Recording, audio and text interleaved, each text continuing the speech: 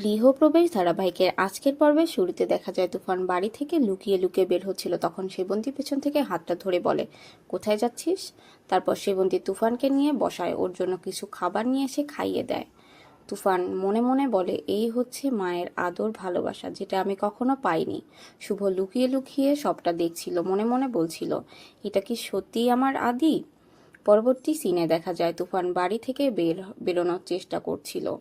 তখন রমিত, সমিত, আয়ান, শিরিন মিলে তুফানকে পাহারা দিতে থাকে। এক পর্যায়ে চারজনই ব্যস্ত হয়ে যে যার কাজে যায়।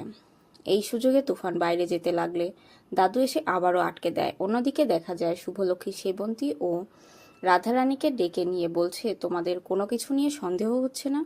আমার আদিকে নিয়ে যথেষ্ট সন্দেহ হচ্ছে। আদির আচার ব্যবহার আমার কাছে ঠিক লাগছে না, ওর বিহেভিয়ার কেমন যেন চেঞ্জ হয়ে গেছে। রাধারানী সেবন্তী বলে, তুই অযথাই চিন্তা করছিস, শুধু শুধু সন্দেহ করছিস আদিকে। ওদিকে পুরবী এসে জানায়, কেশবকে কোথাও পাওয়া যাচ্ছে না। আমি ভেবেছিলাম তোমাদের কাছে আছে, কিন্তু এখানেও তো নেই। শুভ শুনে অবাক হয়ে যায়। আসলে তুফান কেশবকে নিয়ে মোহনার সঙ্গে দেখা করতে গিয়েছে, কাউকে না জানিয়ে। তুফান কেশবকে নিয়ে আসলে মোহনা বলে, তুমি ওকে কেন নিয়ে এসেছো? তুফান বলে, ও কাউকে কিছু বলবে না, ও ছোট, কথা বলতে পারে না। তুফান বলে, তুমি তো আমাকে আগে বলনি ও বাড়িতে এতগুলো কিলো পিস আছে, ওখানে গিয়ে আমাকে নাকি মশলা টশলা করতে হবে। ওরে, আরে আমাকে তো ওই বোমার মশলা টশলা বললে না হয় আমি বুঝে নিতাম, রান্নার মশলা করতে হবে আমাকে? মোহনা বলে, আমি তো তোমাকে আগেই বলেছিলাম ওদের মেন বিজনেস হচ্ছে মশলা নিয়ে। তুফান বলে, আরে তুমি বলেছিলে বলেছিলে আমি মাথায় রাখতে পারছি না, সবসময় মনে হচ্ছে যেন ধরা পড়ে যায়, এই যেন ধরা পড়ে যায়। মোহনা বলে, তোমার দ্বারা কিচ্ছু হবে না, কিচ্ছু হবে না, তুমি একটা ইডিয়েট, বুঝেছো? তুমি একটা ইডিয়েট। তুফান মোহনাকে বলে, বেবি ডল, আমি তোমাকে ভালোবেসেছি বলে এত রাগ সহ্য করছি, তোমার এই হাসির মায়ায় পড়েছি বলে তোমার এই রাগটা আমি সহ্য করছি।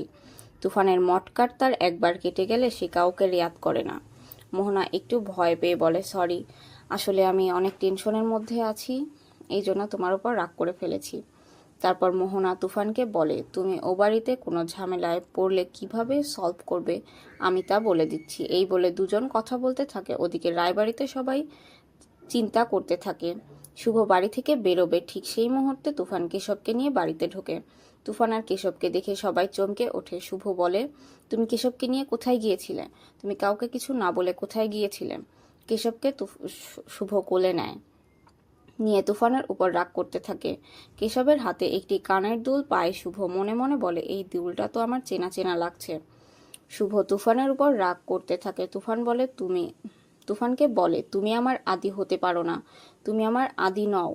কথা শুনে তুফান মাথা ঘোরার ভান করে পড়ে যায়। অন্যদিকে দেখা যায় পুরবী, ডোনা আর শুভ দুলটা নিয়ে কথা বলছে। পুরবী বলে, এই দুলটা আমারও খুব চেনা চেনা লাগছে, মনে হচ্ছে মোহনার দুল এটা।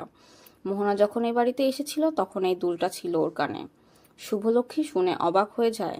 শুভ বলে, আদি কি মোহনার সঙ্গে দেখা করতে গিয়েছিল? বলে চমকে ওঠে শুভ, থমকে যায়। তো বন্ধুরা, এই ছিল আজকের পর্বের আপডেট। নিয়মিত আপডেট পেতে আমাদের চ্যানেলটি সাবস্ক্রাইব করে পাশে থাকুন। ধন্যবাদ।